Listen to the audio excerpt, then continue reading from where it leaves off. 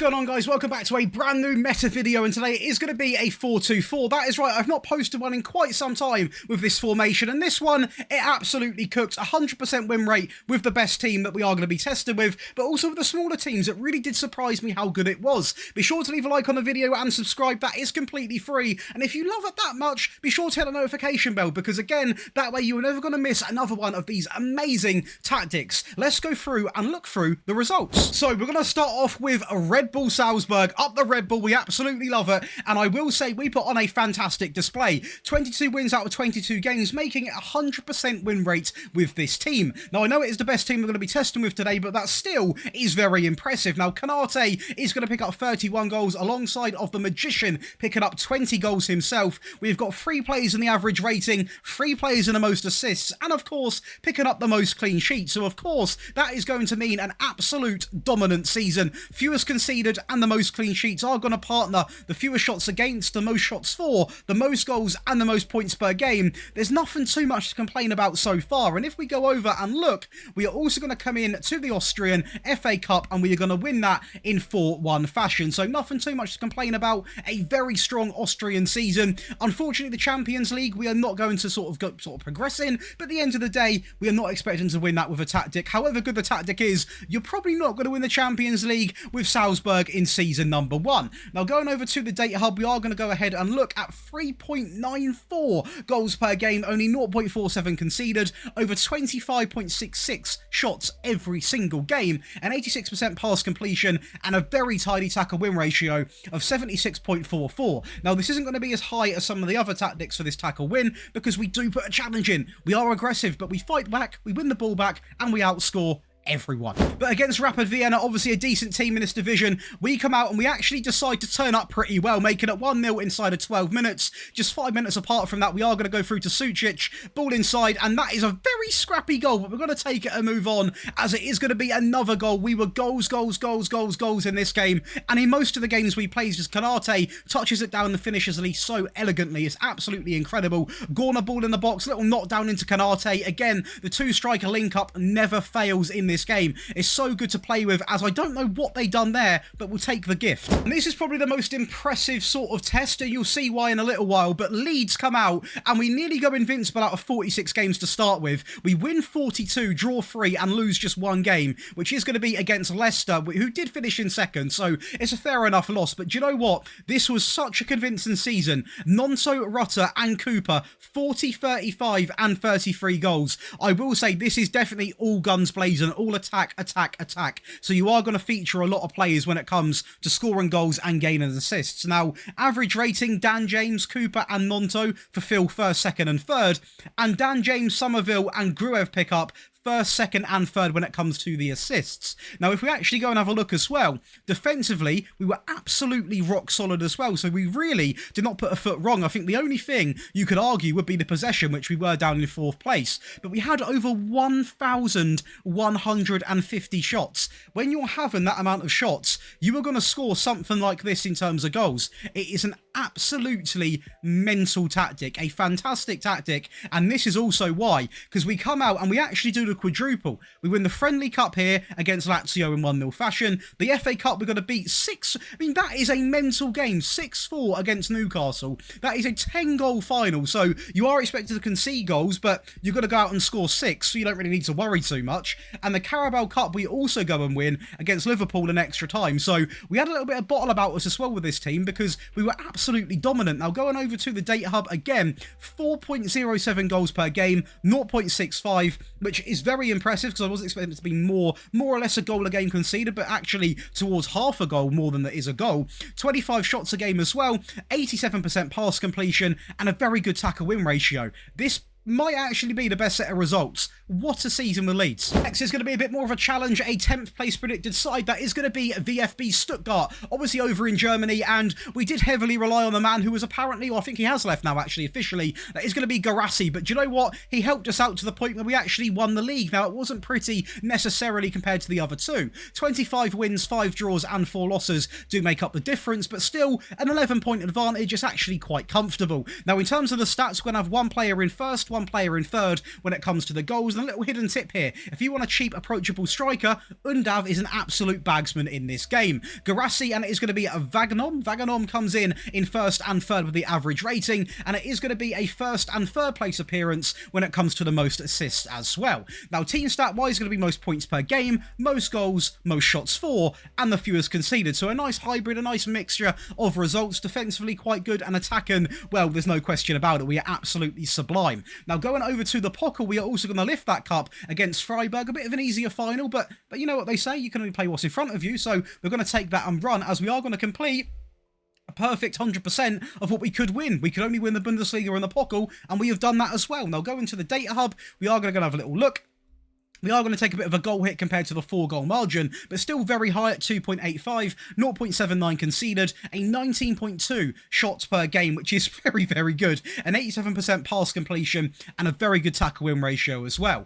This season, although it's with a decent team, by no means predicted to finish inside even the top 7. It's overachievement.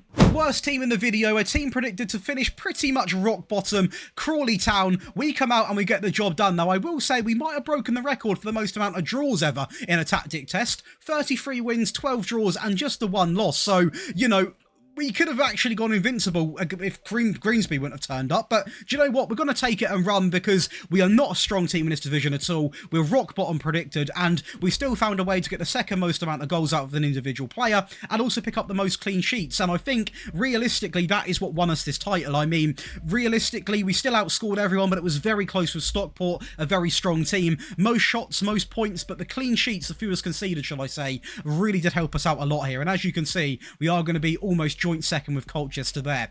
The rest of the other competitions, I will be honest, they were pretty ugly, but I'm not too fussed because we've overachieved massively already. And the data hub is going to look a little bit like this. So still very tidy, still conceded one way under a goal a game, over 2.3 goals a game scored, and 18 shots a game with a team like this. I'm not going to complain. A great pass completion, and I will say, it says it here, literally in white writing, we are performing well above average compared to the rest. So do you know what? We'll take it. That's a W. And just looking through some of the schedules now, you can actually see how convincing we really were with a team in Sky Bet League 2 predicted to go down. We rarely lost a game throughout the entire season, to be fair. Yes, there are losses, but we turned up pretty much against everyone. Yes, there's a lot of draws, but towards the end of the season, we even are looking like we're beating Colchester second place there. It was a 7-goal thriller, but we really did overperform. This is a great set of results. Of course, I hope it's your favourite part of the video. Of course, that is going to be the tactic breakdown. If you are enjoying back home, be sure to leave a like and subscribe to the channel. And if you want all 3 of the tactics today, you want them on mobile, you want them on console, you also want them early, you want my rebuild files, you want those early, you want priority in your tactic and the rebuild requests, one-on-one tactical help, I tweak your tactics, your saves, and access to a £375 PayPal giveaway split between 5 lucky winners, so a big chance of winning. You can come over and check out the Patreon in the link below, where you personally can be one of 4,500 people. We've got a massive community. Trust me, you're missing out. Come over and get involved. Let's go through and talk about this amazing 4-2-4 tactic, which I had a lot of fun making. So we are going to build it today right from the ground upwards, because it makes me a little bit easier in terms of explaining why it works, what roles you want, etc, etc, and maybe some tweaks for your saves as well. Now, the GegenPress is going to come into full play, and just for sake of it, we are simply going to load in a basic 4-2-4, which of course we are going to tweak as we go along. So we're going to start things off with a sweeper keeper, actually, who is going to come in, and he is simply going to be set to support. Now, the reason I've done this is because I don't really want him too attacking, because we're actually quite an attacking team anyway. The last position I really want taking many risks in terms of coming out is going to be a sweeper keeper. Now, I will say,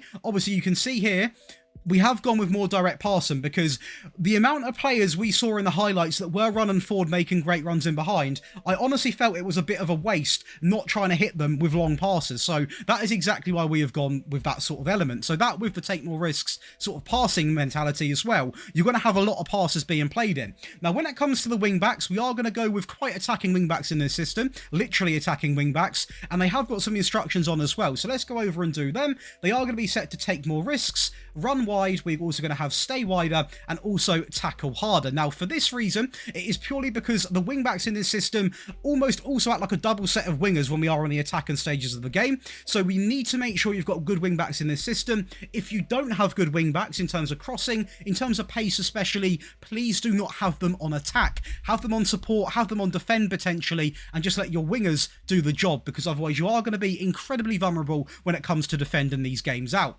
Now, going over to the left-hand side, we are also going to have a wing-back on attack, and as you can probably imagine, they are literally going to be exactly the same. I'm one of these people where if it works, don't change it. You know, if it's working, don't bother faffing about with it, and having them exactly the same worked really, really well. Now, we've also got to go with a mirrored backline in terms of centre-backs. We are going to have two ball-playing defenders who are both going to be set simply to tackle harder. So again, a very aggressive free-flowing backside with two very, very aggressive wing-backs, two ball-playing defenders that are going to come out and put challenges in. But as you saw from the results, it doesn't mean we're too defensively vulnerable, but please do make sure you've got the right wing-backs, again, to fulfill what they need to be doing. Now, going over to the sort of two deeper options, we are going to partner up with a Volante, who is simply going to be set to tackle harder. On support, nothing too special. And again, we are going to mirror this exact image with another Volante who is going to come in, again, on tackle harder. Now, I've tested out several roles in this team, and I will say for those who I can see the comments coming, Josh, I haven't got two Volantes. What can I do? Very valid point. Now, what I would say is, if you're playing as quite a small team, maybe test with one Volante, one DM. If you're playing as a bigger team, one Volante, one Roman playmaker would also work. Something like that, you know. It's all about using sort of common sense to what sort of standard team you are. Am I a weak team? Maybe go a little bit less attacking, and that is where a DM could come into full flow. And yeah, be very, very good. Now, because of how attacking the wing-backs are, we are going to go with two inside forwards who are both going to be simply set to support, and they are going to have simply one instruction on. And again, that is going to be something which is broken the tackle harder. If you don't have this on, your players seem just to, you know, have a little nap on the side of the field, they go to bed. So having tackle harder on really does work, and it wins the ball back very well. And to be honest, I'll happily take a booker now and then if it means we're a lot more aggressive on the pitch. Now, when it comes to the front too, it's going to be as simple as what it gets, to be honest. It's simply going to be two advanced swords, both on attack, because it got the most goals and it is a meta tactic. So I want to potentially drain every single bit of success out of a team, and this is what done it. Now, I will say as a little pointer, if you are playing as a small team, maybe your wing backs aren't very good, so say these are on defend, you would then make your inside forwards on attack to get them a lot more involved. So balance it out between the wing backs and the inside forwards, and you're going to have a tactic that, yeah, you're going to cook with it. But let's go through and talk about the team instructions. All built off a custom GegenPress on the positive mentality. We are going to leave this in the middle. For you, it will be saying fairly wide. We're going to pass into the space. We're going to focus down the left-hand side and the right-hand side of the pitch. We're going to play out from the back as well. With leaving this directly in the middle, for you, this is going to say slightly shorter. The tempo is going to be selected to higher. We're going to run at defence and also be more expressive, while having the final third selected to mixed crosses. Now, in transition, we are going to go with counter press, counter, play to the centre backs, and take short goal kicks. The reason why we're doing this in terms of playing to the centre-backs is very simple, because the wing-backs, if you are using attacking wing-backs, might already be making their forward runs, and it can sometimes bring in a few mistakes. But again, if you are using defensive wing-backs, feel free to also tick that as well. Now, out of possession, we are going to go with a higher defensive line, with a high pressing line of engagement, much more often, prevent short goalkeeper distribution. Again, we've got 4 players up there, we may as well apply some pressure, and we are also going to get stuck in. Now to the attacking and defensive variants, and trust me, you need both. So with the attacking tactic, the mentality was to try and drain more goals out of a very already attacking system. So it wasn't an easy task, but I think I've done a good enough job. The goalkeeper does remain the same. The wing back on the right and on the left are also going to remain exactly the same, because they done their job to a T anyway, as does the ball playing defenders, also remains exactly the same. Now the Volantes also are going to remain the same. There is a lot of the same, but there is, trust me, there are changes in the team instructions. But the inside forwards are now going to both be on attack, on shoot more often, with the advanced forwards being the same as well. So the real difference here is in the inside forwards. And if you're wondering, Josh, why on earth do you have Volantes on attack? It is way too overkill. You can't really change the midfield too, unless you're like desperate, and I'm talking 5 minutes left, you need a goal or you're going out of the Champions League, then you could. But as a general rule, I do my best, because I know you guys download these tactics, you plug and play with them, and I want to make sure they're as plug and playable as possibly I can give you. Obviously, no tactic you can simply load in and play, and not slightly mold it to your team. But with this, it's as close as it's got to get. Now let's go to the team instructions. Again, the GegenPress, again on the positive mentality. We're going to leave this in the middle. We're going to pass into space. This time, overlap left, overlap right, focus down the right and the left-hand side while playing out from the back, really getting everyone involved now in the wide areas. This is going to be left in the middle. A higher tempo is going to come into play with mixed crosses, run at defence, and of course, be more expressive. Now in transition, we are going to have the same sort of style, short goal kicks to the centre-backs, counter press, but we're in a rush, so we are going to distribute quickly because we want to get the ball moving as quickly as what we can. Now the real big change in this, you can probably already imagine it. If you've been playing FM for a long time, you would know what's coming. This remains exactly the same as what it was, but this line does not go higher, it goes to a much higher style. This is going to be a very attacking 4-2-4. Now to a very much more defensive tactic, and it almost looks a bit like a 4-4-2, and maybe it would be classed as a 4-4-2. But do you know what? This is how I defended the games out, especially against the big teams when I was playing as the smaller sides. The goalkeeper is going to be a sweeper keeper who does remain the same. Both of the wing backs now on defend, as I did mention, as you can play with, who are simply going to be on tackle harder. Now, with this, I will say, you are not going to score as many goals as what you are with the balanced or the attacking tactic, but you are going to be a lot more defensively sound. Both of the ball-playing defenders also remain the same. 2 DMs now instead of 2 volantes, both on support, both on tackle harder, the winger on the left, the winger on the right, both on support, simply on the default, because they are almost going to act like, if you would imagine, especially when being attacked, the wingers drop back and help out. We essentially have got a back 8 there, so I wish anyone a great time trying to break that down. We then go with a target forward because we are definitely going a little bit more direct with this system now, and we want someone to hit who can then flicker on to an unchanged advanced forward. Now to the team instructions. So a balanced GegenPress, so from positive down to balance, this is going to remain the same. We're going to pass into the space. We are only going to play out from the back on this occasion. We're going to go down to slightly lower with a slightly more direct passing style. So we are really going to be hitting the ball long now to that target forward. We are trying to run the clock down, so we are going to have a time wasting set to sometimes. And if you've got my set pieces, if you haven't, go and get them. If you have play for set pieces on, because that will get you a goal or two. Trust me with that one. Now in transition, we are going to go with regroup. Not as aggressive with the pressing. We are going to counter. We're going to slow the pace down. And because we are now got defensive wing backs, we're going to play to anyone across the back line while taking short goal kicks, purely to eliminate any sort of potential, mishaps at the back, etc, etc.